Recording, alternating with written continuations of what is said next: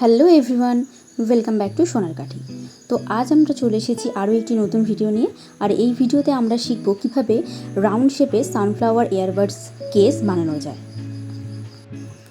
এটা যে আমরা কেবলমাত্র ইয়ারবাডস কেস হিসেবে ব্যবহার করতে পারি এমনটাও নয়, অনেক ছোটো ছোটো জিনিস স্টোর করতেও এই ধরনের ব্যাগগুলো আমাদের অনেক সাহায্য করে থাকে অনেক সময়। তাহলে চলো দেখে নিই কী করে বানাতে হয় এই রাউন্ড শেপের সানফ্লাওয়ার ইয়ারবাড কেসগুলো। তো এর জন্য যা যা প্রয়োজনীয় জিনিস সেগুলো আমি অলরেডি নিয়ে নিয়েছি। তো সবার প্রথমে আমরা ব্রাউন কালার ইউজ করে বেসটা তৈরি করে নেব সানফ্লাওয়ারের মাঝের অংশটা। তো সবার প্রথমেই আমরা করে নেব একটা ম্যাজিক সার্কেল, আর সেই ম্যাজিক সার্কেলের মধ্যেই করে নেব আমরা প্রথমে দুটো চেন।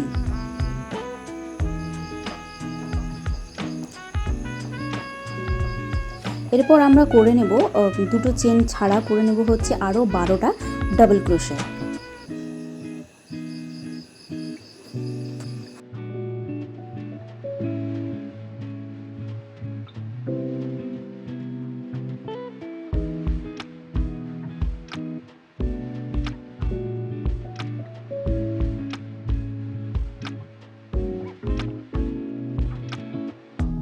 তো দেখো রাউন্ড 1 আমাদের কমপ্লিট হয়ে গেছে। এবার ফার্স্ট যে ডাবল ক্রোশেটা করেছিলাম সেটার মধ্যে দিয়ে আমরা স্লিপ স্টিচ করে রাউন্ডটাকে ক্লোজ করে দেব।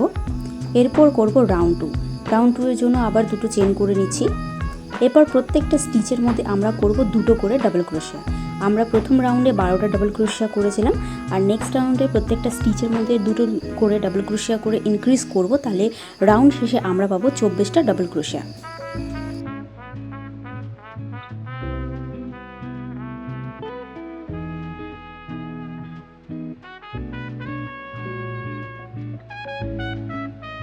রাউন্ড 2 আমাদের কমপ্লিট হয়ে গেছে। আবার ঠিক একই রকমভাবে রাউন্ড 1-এর মতো স্লিপ স্টিচ করে রাউন্ড 2টাকেও ক্লোজ করে দেব।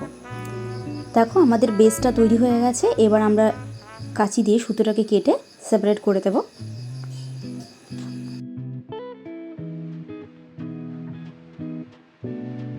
এরপর আমরা ব্যবহার করব হলুদ কালারের সুতো। সানফ্লাওয়ারের যে মাঝখানে ব্রাউন কালারের হয় সেটা তো আমরা সবাই জানি, আর পাপড়িগুলো হয়ে থাকে হচ্ছে হলুদ কালারের। ঠিক একই রকমভাবে সানফ্লাওয়ারে যে যে কালারগুলো লাগে সেই কালারগুলো ইউজ করি আমরা এখানে এই সানফ্লাওয়ার রাউন্ড শেপের ইয়ারবাডস কেসটা বানাচ্ছি। তো প্রথমে আমরা হচ্ছে যেখানে স্লিপ স্টিচ করে রাউন্ডটা ক্লোজ করেছিলাম সেখানে হলুদ সুতো ঢুকিয়ে দুটো চেন আগে করে নিলাম। চেন করে নেওয়ার পর নেক্সট স্টিচ থেকে আমরা মেন কাজ শুরু করেছি। নেক্সট স্টিচে আমরা করব 3টে করে ডাবল ক্রোশিয়া।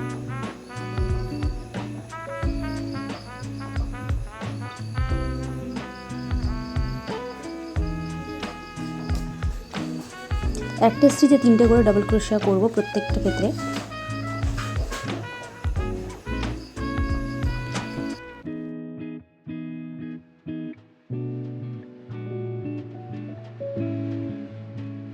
তো দেখো প্রথম স্টিচে 3টে ডাবল ক্রোশিয়া হয়ে গেছে। ঠিক একই রকমভাবে নেক্সট স্টিচে গিয়েও আমরা কিন্তু আরও 3টে ডাবল ক্রোশিয়া করে নেব।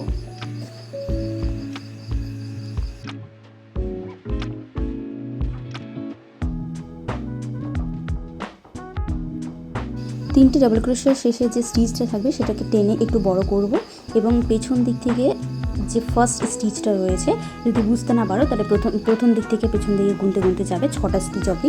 সেই 6টা স্টিচের মধ্যে ঢুকিয়ে আমরা ব্যাক লুপে এটাকে টেনে স্লিপ স্টিচ করে দেবো, আর পাপড়িটা হয়ে যাবে পাপড়ি। তারপর করে নেব দুটো চেন। ঠিক একই রকমভাবে তোমাদের সুবিধার জন্য আমি আরও একটি দেখিয়ে দিচ্ছি পাপড়ি কী করে বানাতে হয়। প্রথম স্টিচে 3টে ডাবল ক্রোশিয়া করব, তারপর নেক্সট স্টিচে গিয়েও আরও 3টে ডাবল ক্রোশিয়া করে ব্যাক লুপে যে 6 নাম্বার স্টিচটা রয়েছে সেখান থেকে গিয়ে পাফ পাপড়ি করে নেব স্লিপ স্টিচের মাধ্যমে।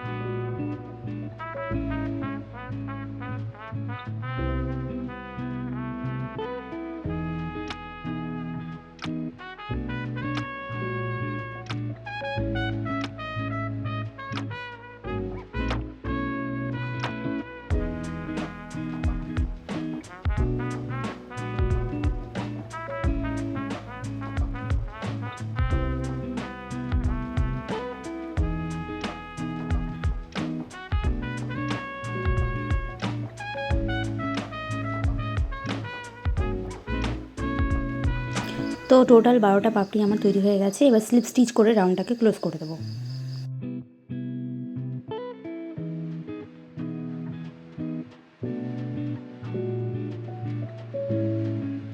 এরপর আমি এখানে ব্যবহার করেছি অফ হোয়াইট কালারের সুতো, যেটা দিয়ে বাকি কাজটুকু করব। তোমরা তোমাদের পছন্দ মতো কালার ব্যবহার করতে পারো। তো প্রথমে করে নেবো আমি একটা স্লিপ, সুতোটাকে টেনে প্রথমে আমি করে নেবো একটা চেন, তারপরে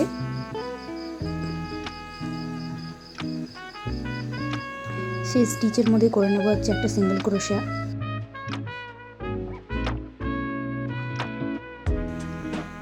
নেক্সট করব একটা হাফ ডাবল ক্রোশিয়া। আমি মেনশন করে দিচ্ছি যে আমি কী কী করছি, সেটা অলরেডি স্ক্রিনে মেনশন করে দেওয়া আছে, তোমরা একটু না বুঝতে পারলে দেখে নেবে। তারপর করব একটা ডাবল ক্রোশিয়া, তারপর ওই স্টিচের মধ্যেই করব দুটো ট্রিপল ক্রোশিয়া।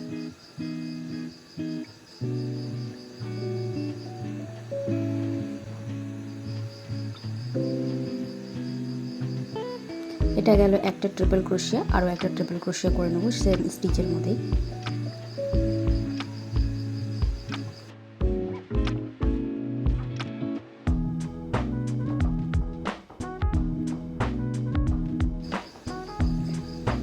এরপর আমরা কাজ করব হচ্ছে দুটো পাপড়ির মাঝখানে, মানে যেখানে আমরা স্লিপ স্টিচ করে পাফ পাপড়ি বানিয়েছিলাম সেই জায়গাটাতে আমরা একটা স্টিচের মধ্যেই করব দুটো ট্রিপল ক্রোশিয়া।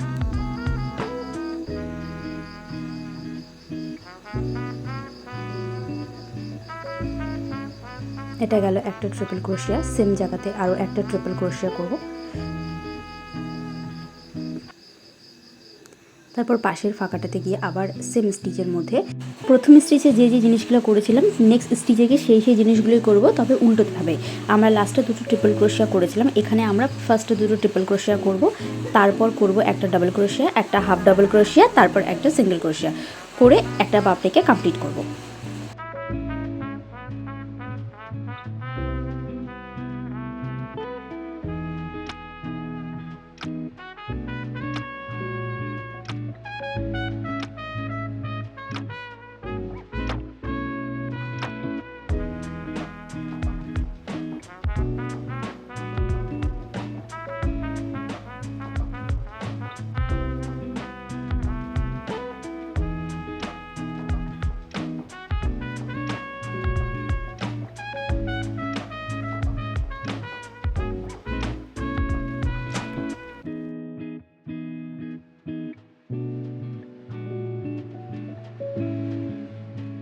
তো দেখো তৈরি হয়ে গেছে আমাদের একটা পাপড়ি। ঠিক একই রকমভাবে আমরা বাকি পাপড়িগুলোকেও করে নেব।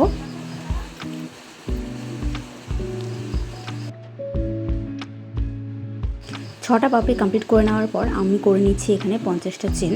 তোমরা তোমাদের সুবিধা মতো লেন্থ ছোট বা বড় করতে পারো, যেটা দ্বারা আমরা ব্যাগটাকে সিকিউর করব বা বন্ধ করব। স্ট্রিপটা তৈরি করার পর আমরা যেখানে লাস্ট যে সিঙ্গেল ক্রোশিয়াটা করেছিলাম সেটার মধ্যে দিয়ে প্রথমে স্লিপ স্টিচ করে নেব। তারপরে যে পাশের ফার্স্ট পাপড়িটা দেখতে পাচ্ছি, সেই পাপড়ির যে সিঙ্গেল ক্রোশিয়া যেটা দ্বারা শুরু করেছিলাম পাপড়িটা, সেটার মধ্যে গিয়ে আরও একটা স্লিপ স্টিচ করে নেব। কোনো কারণে হয়তো আমি ভিডিওটি তুলতে পারিনি, তো তোমরা এরকমভাবে করে নেবে। দেখতে পাচ্ছ যে আমার একটা পার্ট তৈরি হয়ে গেছে, আরও একটা পার্ট আমি অলরেডি বানিয়ে রেখেছিলাম। এরপর এই দুটো পার্টকে আমাদের জয়েন করতে হবে, খাপে খাপে বসে তারপরে জয়েন করতে হবে। অন্য একটা পার্টে আমি ছটা চেন করেছি, আর এই পার্টে তো 50টা চেন করলাম, সেটা তোমাদের সাথে শেয়ার করলাম। এরপর দুটো পার্টকে সুন্দরভাবে জয়েন করে দিতে হবে। প্রথম দুটো পার্ট ছেড়ে, দুটো পাপড়ি ছেড়ে আমাদের নিচের দিক থেকে 4টা পাপড়িকে জয়েন করতে হবে। তো আমি দুটো ব্যাক লুপের মাধ্যমেই সেলাই করছি। দুটো পার্টের ব্যাক লুপের মধ্যে সুচ ঢুকিয়ে সেলাই করে নিচ্ছি।